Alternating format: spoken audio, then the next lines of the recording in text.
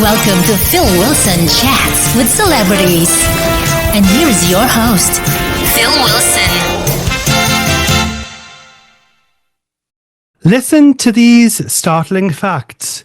Parkinson's is the fastest growing neurological condition in the world.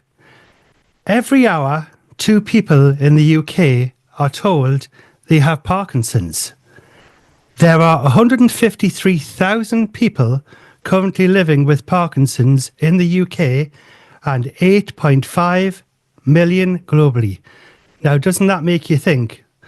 Well, hope is on the horizon as stars have come together to support the new charity Cure Parkinson's Trust with an album of brand new recordings, including stars such as Leo Sayer, Hank Marvin, The Waterboys, Paul Carrick, Tony Hadley, Pete Townshend, Roger Taylor, Andy Fairweather-Lowe, Hugh Cornwell, John Cooper Clarke, and the list goes on, Ralph McTell, Jules Holland, Mike and the Mechanics, and Marcella Detroit, to name but a few. I think I got the lot in there. And Think Loud is the first track to be released from the album Kindred Spirit. Think Loud for Parkinson's, with lead vocals from Leo Sayer, and the wonderful Tony Butler of Big Country is here to tell us more. How are you doing, Tony? I'm fine, thank you. Thanks for letting me come on the programme. No problem at all. It's my job and responsibility to sort of help promote this charity album condition, and it's something that a lot of us, particularly in my age group, should be taking a lot more seriously. Of course, and Parkinson's affects all sorts of ages as well, so we'll be talking about things like that a little bit later on. Now, where did the idea of making the album come about, and is there a personal story, Tony? Yeah, my involvement is purely and simply the chap who managed Big Country in their heyday. There's a chap called Ian Grant, and he used to manage the Stranglers and Hazel O'Connor and the members and a few other bands of the time. Wow.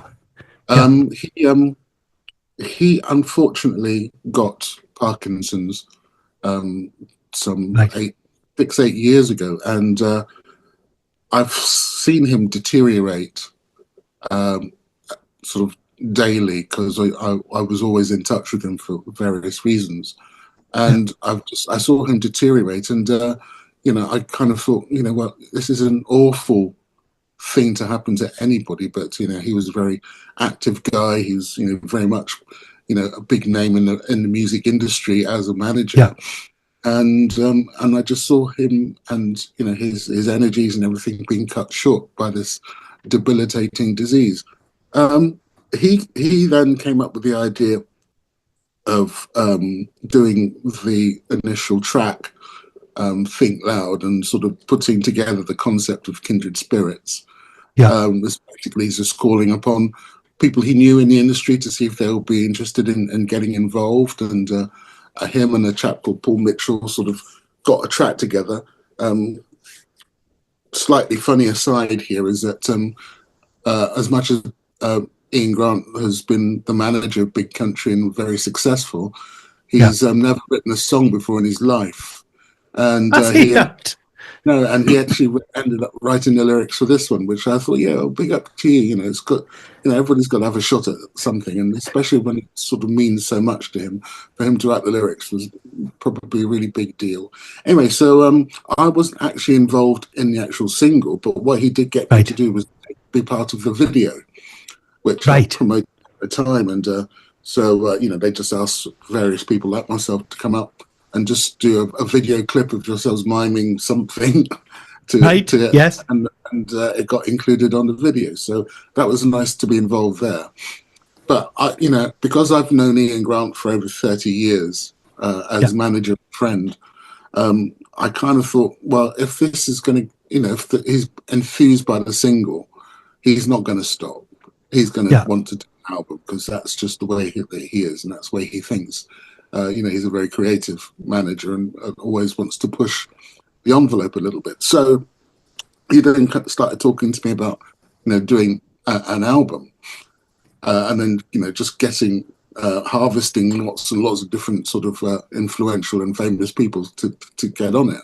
And I said, well, look, good luck, because I know that, particularly at the time, and I think it's been the way for the past sort of 10 years, there's this thing called charity fatigue. And, people were a bit fed up of, being bombarded with, charity single this, charity album that, over the past 10 years. And I said to him, well, good luck, anything that I can do, please do not hesitate to ask. So I got sent a couple of tracks to play on, and I had fun doing it.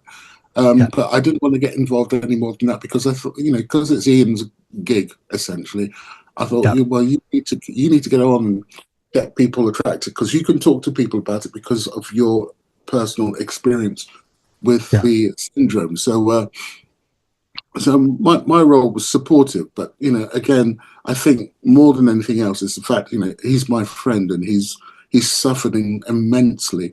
Although I still call him my manager, he's technically not, because he's not really in a condition to do it, and he's put an awful lot of effort into compiling and curating this particular album, and a big up to him. And he's had some really good support from people. I have to say that in your introduction, you mentioned Pete Townshend, who I've had the pleasure of working with in my past. The fact that Pete didn't want to actually perform or contribute anything musically to this, but he did contribute an awful large amount of money towards putting this together, and you can respect people for doing that. And I think it's great that he's done that. It was greatly encouraged. It greatly encouraged Ian to sort of move forward and do this, and everybody else you mentioned who's participated. It's because he's waved the baton to the band, and they've responded, and I'm really pleased to be associated with it. I did talk to him about the sort of charity fatigue thing, because in my past, my former wife and my daughter, who was 8 years old at the time, this is in the late 80s, had ME. And I tried to sort of, do as much as I could to sort of bring that particular syndrome to the public, because it was just, and it wasn't very recognizable in the medical fraternity, let alone in sort of the common world. And I found I was knocking on doors, and I wasn't getting very many of them open, because again, charity fatigue was taking hold. So I explained that to Ian, and we had a good discussion about it. But he's a very forceful person, and I think because he's got all these people involved, and the people he's got involved are people who are recognizable by a sizable chunk of the music listening fraternity in this country. And I think, hopefully it will get a good response. I mean, it's about raising awareness, and it's about raising money for the charity which he's representing here. And I think, if we can make this successful here, and then try to make it successful everywhere else, because I mean, I'm sure there's people who are suffering from Parkinson's all over the world. Of course. And the album is going to be a great success. I know that for sure. Now, how long did it take from day one to get this project off the ground? Oh, I would say conservatively about 18 months, really. Wow. But, I wasn't involved in the nuts and bolts of it. It's just keeping tabs with Ian, to be honest, and making sure that he was coping with it, because there's a lot of work involved, and although he's very experienced in what he did, it's just his energy to be able to get through it. And I spoke to him on days when I could barely understand a word he was saying to me, and it's because of the condition. And Of course. the mantra, which is think loud, is something I've taken on board myself, and I don't have Parkinson's. But I think it's something that we can all do to, number one, understand the condition, number two, to help ourselves be understood and articulated. Because if you think loud about what you want to say in your head, it'll come out better, rather than just talking off the top of your head. And if you can't talk off the top of your head because you're being restricted by this condition, it's really savage. So I've actually learned something from just being involved, and the think loud mantra, I think, is a really good one, and I hope it takes off and becomes sort of a common phrase. But a lot of people would do well to think loud to themselves before they blurted out what they think. Definitely, yes. The world would be a better place if people did that more often. Now, do you know who was approached first to appear on the album Kindred Spirit, Think Loud for Parkinsons?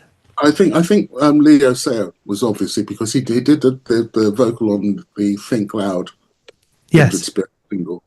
And I think Leo, I mean, again, don't forget, all this is happening virtually. I don't think anybody got to see anybody physically. No, yes. Leo Sayer was on tour for a while recently, and he was, but Ian wasn't well enough to go and see Leo play live. He probably performed the song live, but he was the main sort of vocal character, and then all the other people, especially the ones you mentioned, and some of the musicians. I mean, one of the musicians that are on it is a chap called Josh Phillips, who used to, at one stage, play keyboards for Big Country. Oh, wow, great. He's an old friend of mine, but again, he's somebody who, Ian could ring up and say, oh, I need some keyboards on something, and, my pockets aren't very deep, but can you help out that? It's a music industry thing, really. But it's people like that who help construct this album and be part of the production. Paul Mitchell, I think, who's the producer, who probably coordinated the recordings and and any sessions that ensued. And I know, and particularly one of the tracks I played on was led by Arthur Brown, who Ian has been sort of championing ever since he was a manager, because Ian and Arthur are great friends. So Ian has a nice community of music industry people from his background that he really likes, and I think that's represented. I did notice again, and somebody else who he nearly got involved with managerially was Marcella Detroit, who was on here as well. So it's nice that these are not, the names aren't sort of hugely familiar to a lot of people, but they are good, consistent music industry people. I mean, I could have played bass on all of it, but it's nice that he had other bass players on it, and John Isley from, it's nice that those sort of people got involved, and hopefully they're as supportive as I have been. But I didn't find it essential for me to be so involved, because it was Ian's project. Like me, when it was my project, and I had to try and sort of force my way through and do this. But I thought I'd just leave this to Ian, and he's done magnificently. He certainly has, and of course, with all of the stars involved in the project there, a load of massive professional talent there from across the board there, in all different kinds of genres as well. Now, did stars just follow after hearing about the project, or is it because, with it being such a worthy cause? I don't know. I think it's down to Ian's influence and his conversations that he probably had with the majority of these people, and because they know him, it kind of made it easier, because Ian's had a very good reputation in the music industry with the acts that I've mentioned before, I mean, I remember doing an interview with probably Melody Maker or NME back in the day. Yeah. I gave Ian a little sort of title. I called him the Svengali manager of rock, which Which suited it his certainly style. is. Yeah, and that suited his style, and I think everybody else has a similar sort of regard for him. So I'm very much here for him, and I'm very much here to help, because who knows, one day I might get it, and I will need the help and stuff. But I was greatly, actually, it just sprang to my mind that I think I saw something on the news recently where a chap has been going through this. I don't suppose you could call it a miracle cure, but he had something placed in his brain, Right. which has all but eradicated Parkinson's from him. So, if that's what's happening now, with the support of this record and the more money that they can raise to increase the research aspect and bring this thing closer to sort of realization, then we're heading in the right direction. That's right. I mean, what it is it's deep brain stimulation, and you have a controller. So if you get the tremor, you can turn the controller up and down, and it stops the jerks and such, like with the Parkinson's. So it is a very good tool, which is actually really quite new, really in the medical terms. We can all walk around with our own little remote controls to program ourselves, and no, it's a fantastic thing, and I hope it's expanded, and I hope it really does bring relief to all those who are suffering, because it's horrible when you see somebody involuntarily shaking or unable to speak properly. Yes. I remember seeing a chap who could barely walk but put a football on his foot, and he was doing keepy ups for hours. Wow, it's amazing, isn't it? It's amazing. It's kind of distracting the neurons in the brain, and I'm not a scientist, and I'm certainly not a medical person, but when you see those things, and there are people out there who understand it, I'd doff my cap, to those people. I'm just a musician. Yes, yes. We are the bringer of these things to the attention of people. That's right. Raising awareness there. Now, the album, you were saying, it was recorded like remotely, kind of thing. Was it? Did anybody do any kind of a documentary of you making the album? For publicity purposes. I don't know, because some of the tracks on there have either been unreleased tracks, or some of the other tracks have just been sort of maybe just remixed or something, right, in order to submit to it. But there has been some recordings of that. Whether there's any documentary evidence of that, I don't know, because everything I did in this room, as you see. This is my little bat cave. Yes, and, yes.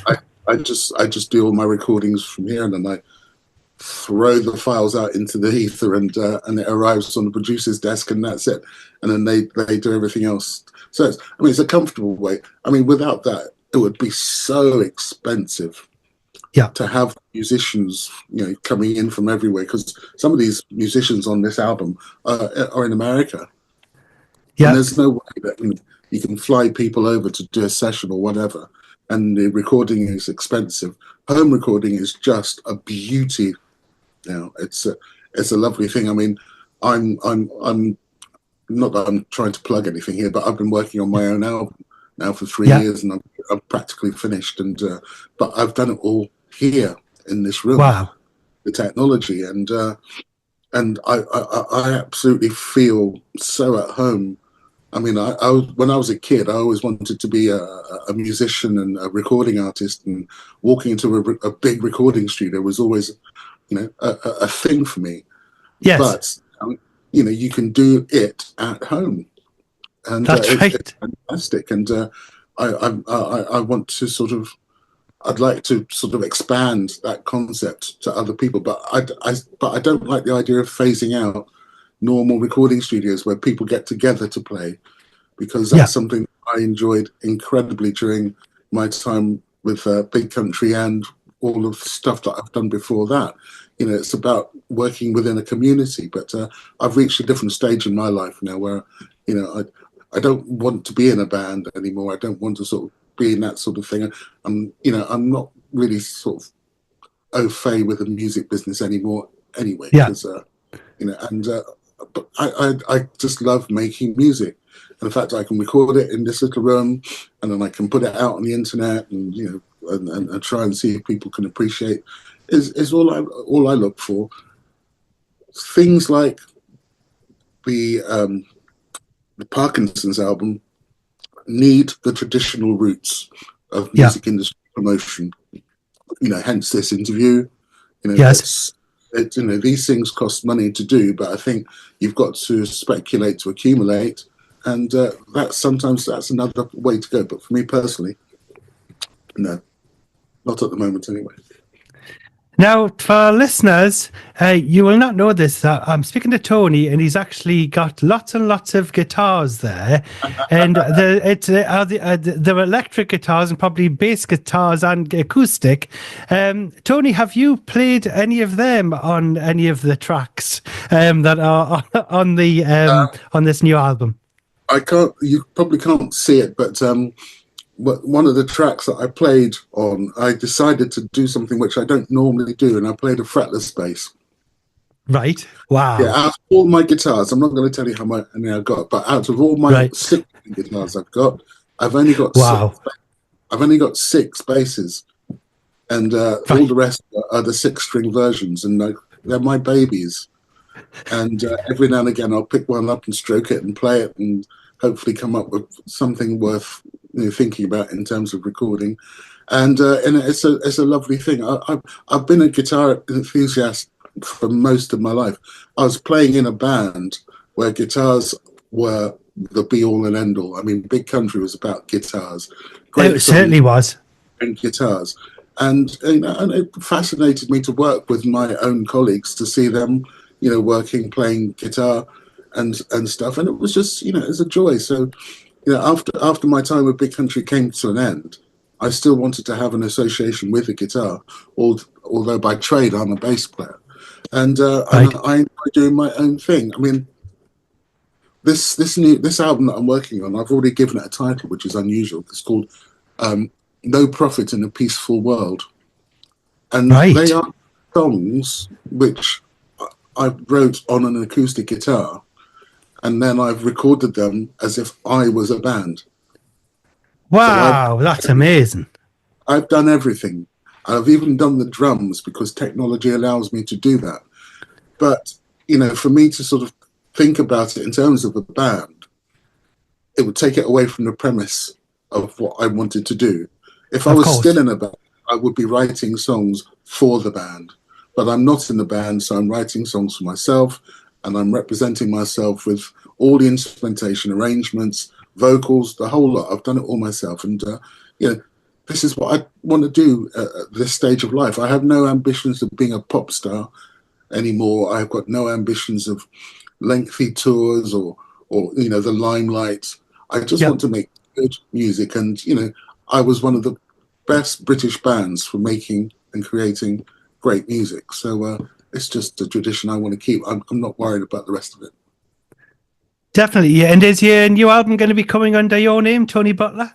Yes, it will be. Yeah. It will be. Well, we'll have to watch out for that. And you're following this in the footsteps of Alan Clark of the Hollies as well, because he has started to record stuff in his own studio, kind of thing, and doing he's done collaborations and all sorts of things, all remotely. So it's just amazing how you don't have to go into a studio with 48 tracks, massive desk and everything. You can just do it all by yourself, kind of thing. But I still love the romantic illusion of the 48-track channel desk. Yes, in a large room with massive tannoy speakers. And yes, the whole concept of a recording studio is still an enigma to me. But yes, technology has brought it down to that size. It has. You can put it in your pocket. Yeah, I sit here with my specialized headphones, and I feel as though I'm major recording studio, and it's just astounding. And then it's all down to sort of, just recording it how I hear it in my head and try to sort of get it out there. But Yeah. this time I've written it from a song point of view. Everything can be played on a acoustic guitar. Yes, that's right. That's right. But we will look forward to that project coming from you there, Tony Butler. Now, you mentioned Pete Townshend and The Who have shown their support with a generous donation to the charity. And also, I must mention that his father-in-law, Edwin Astley, composer, died in great distress of the progressive supranuclear palsy, which is loosely related to Parkinson's. Now, it seems lots of stars who appear on the album all have their own story of having a friend or a relative that is living with Parkinson's.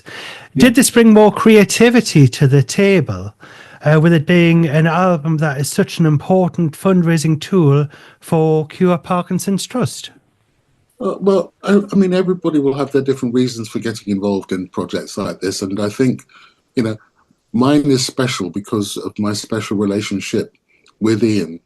Ian is somebody who I've known and respected for over 30, 40 years now, and when he ceased to be Big Country's manager, I retained him as my manager, and because I think his special sort of talents was something that I wanted to have on my side if I ever needed them. Yes. But as the condition got more and more debilitating, I realized that he, it's going to be tough for him. I mean, when I had a previous solo album back in, I think it's 2000, I can't remember now.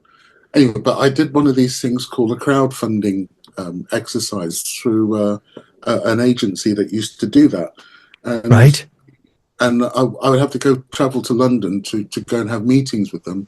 And Ian was with me then, but even then he was finding it difficult to sort of do what Ian Grant does, and it was a very difficult time for him. And so much I felt guilty for actually sort of dragging him along to these sort of things and have him managing that aspect of my life, and I felt quite guilty about it because he wasn't very well. We'd get on a train to go back to his house, which is in the South Down somewhere. And by the time we got onto the train, he was asleep, and it's just wasn't like him at all. No. So my story is about Ian Grant. It's and how Parkinson's is affecting him. Everybody else, I'm sure, who's performs like Pete, who had relations who had similar conditions, will be because of that. I also keep in mind, other people who I've heard of Parkinson's stories. Billy Connolly is one. Yes, he is. Yes, story is very much at the helm of, I think, the public consciousness. Yes. Justin Curry from Delamitri is another sufferer. Right. It's part of again. So there are people amongst us in positions of not power, but well known. Mm-hmm. Their careers are being curtailed now because of it. And it's about now, like a lot of things in our world that need concentrating on, investing in, researched, in order to sort of make these modern phenomena, sort of history. Yes. And, yes. If there are possible cures, let's have a go. And if there's not, then that's fine. But, we can't sort of sit back. And, I would imagine as my time progresses, in a few years, there'll be something else that comes along, which is, causing a great horror amongst us in terms of our health as we all get older, and so on and so forth. And there will be another. I mean, take the fires in Los Angeles, and all of a sudden we find, and you see things like Fire Aid, which conceptually is fantastic. It's there to raise money, but because of the crassness sometimes of the American music industry, it just doesn't come across very well, which introduces fatigue. Yes, it does. So, It does. so it's about the people involved. It's about why they're getting involved and trying to get that message across that these people are doing it, not because it's the end of their careers or in the sort of, they've got some sort of idea of restoking careers. It's because they genuinely wanted to get involved because they know what they have their own stories to tell. That's right. And it's, yes, to raise awareness. Now, raising awareness of Parkinson's is very important. And the songs that appear on the album all have different stories that relate to Parkinson's, like the first single to be released from the album, Kindred Spirit, Think Loud for Parkinson's, which is called Think Loud, which features lead vocals from Leo Sia. It has lyrics that talk about the loneliness and isolation Parkinson's causes the person with the disease. Can you tell us further details about that particular song? Well, not really, because Ian wrote those lyrics, as I mentioned earlier, and that comes solely from his personal experience. Now, anybody who's experienced a debilitating disease knows that there are elements which are difficult to explain to people because they're not acute enough, or they're just not visible. And I relate again back to my experience with ME. My former wife and my daughter at the time, when she was only 8 years old, you wouldn't know that they were suffering from anything because it didn't look, there was nothing physical about it.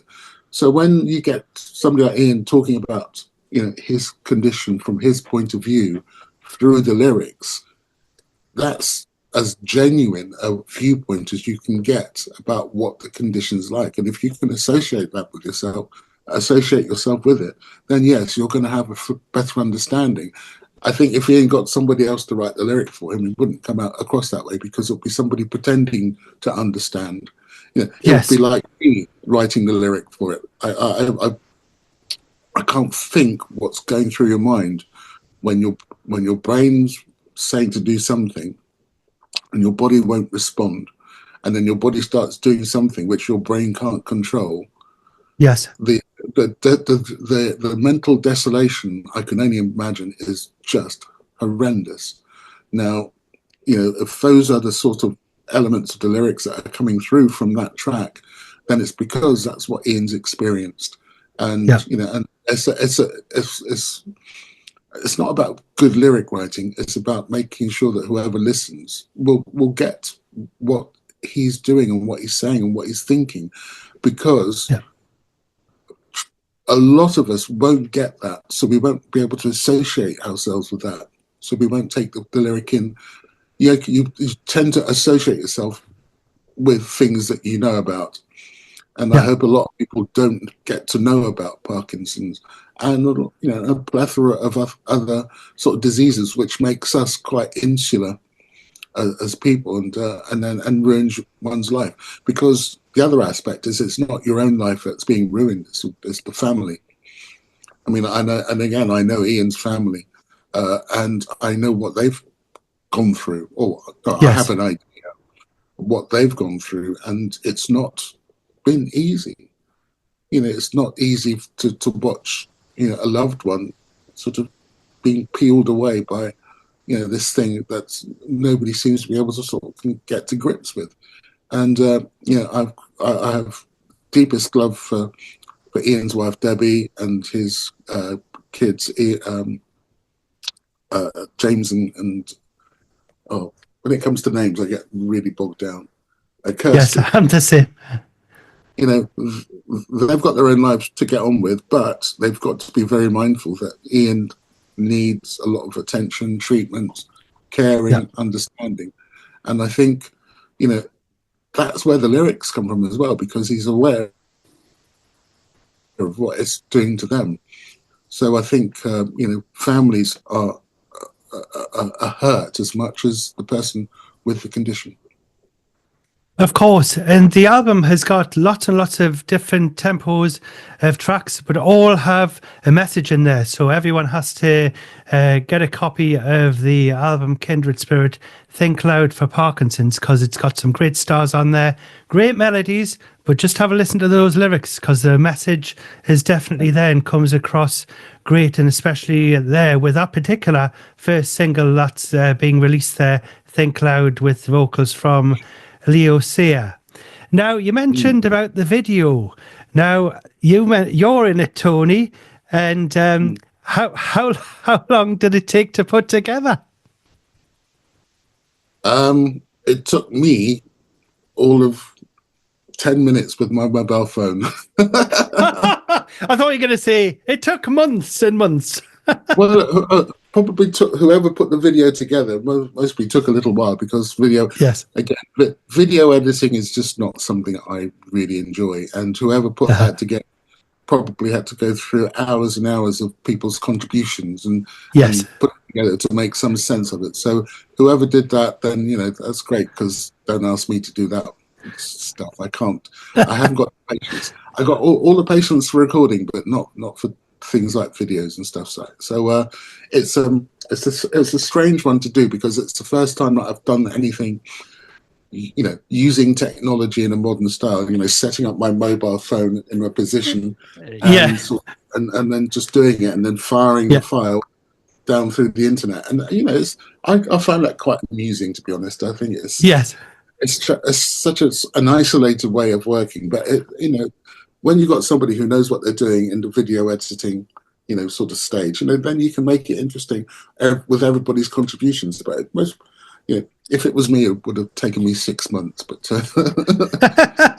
but the video has come out very, very well, and there's a preview there of of the video there on YouTube, which I spotted before there, and there's kids jumping around on there, probably relations of the stars that are on the on the album and such like. But it looks really, really good. So get yourself over there and have a look there for the Kindred Spirit. I think I'll have to have a look myself, because literally yesterday Ian sent me a link to download the album, and also because I've been so ensconced in my own work, I haven't even seen the video. But I'm very one-track minded. When I'm doing one thing, I'll do it, and then if I'm doing something else, I'll do it. I try not to spread myself too thinly. I'm not jam.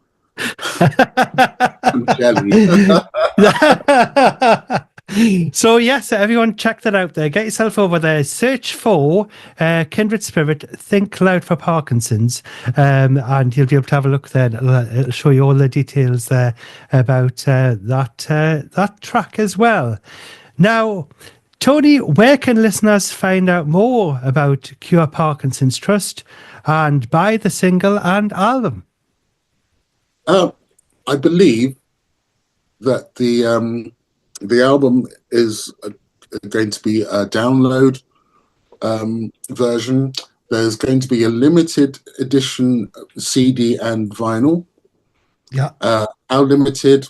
I'm not sure.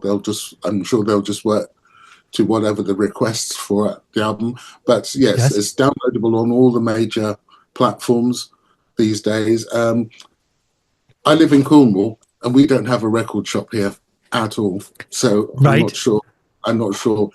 But I'm sure that if the album starts to do well, if there are record shops, they might appear. But a direct inquiry to Cure for Parkinson's wouldn't be amiss, because I'm sure they'd be really happy to hear from people. That's right, and there's a bonus track, I believe, on the vinyl as well from Leo Sayer. So that's what I've heard as well. So it'll be definitely worth getting a copy of that. Get all of the copies. That's what you need to do. Give them to family and friends and things. The teenagers might like the download version. People like my age, might like the vinyl there. You see, and some people like CDs if they've got CD players in the car still. Yeah. Well, vinyl's making a comeback, which is great, because as an old musician that I am, I have a special affinity with vinyl. And nothing gave me more joy to see big country albums coming out on vinyl. Yes. And hopefully my next album will be on vinyl. It'll be the first time any of my solo efforts will go on vinyl. So hopefully it's a rejuvenated concept, but streaming is the way forward at the moment, and I'm sure but everything is available. If anybody needs any more information, just go to a Cure for Car. I'm just looking where the Cure Parkinsons Trust. That's the name I was looking at.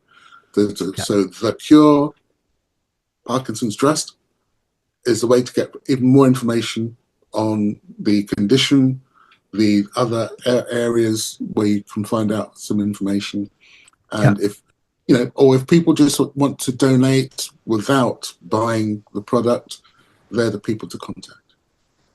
Fabulous. Now, talking about vinyl, that actually leads me into the next question, because we're going to go off kilter just for a moment, just to ask you, the vinyl revival is upon us, so I must ask you, what is the first vinyl record you ever bought, and what song would you play off an album for me? That, what track would you play me if you had a turntable beside me and say, Phil, you've got to listen to this? My very first album I got on vinyl was with the Beatles. With the Beatles, that'll be worth a packet. What a great one. And Please Please Me. Please Please Me would be the track that you'd play me. That's excellent, that. That's it. That's the first time anybody's mentioned that one, and that's a great choice there. Yeah. When I was much younger, I used to go to school and I wasn't very musical, and I heard the Beatles, and because of the color of my skin, I wasn't expected to like that kind of music. And when my mother found out that I liked the Beatles, for some reason she got me a plastic Beatles wig. Right. I put on my head, felt terribly, terribly embarrassed, and told Mum thank you very much, and went and put it straight in the bin. So, but I love the Beatles, and that album, the album sleeve, to me was probably the reason why I got into the music industry. It was a great image to have, and that set me on my musical experience. Yeah, the Beatles were responsible for my hair, actually, when I was younger at school. They used to call the basin cut. Stick the basin on the head and go around. By the way, Tony, did you get a picture taken with it on? Or was it too late because you'd put it in the bin, the wig?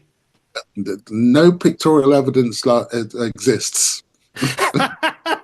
Well, maybe thankfully for your behalf, then. Yeah, I don't mind telling the story because it's quite weird.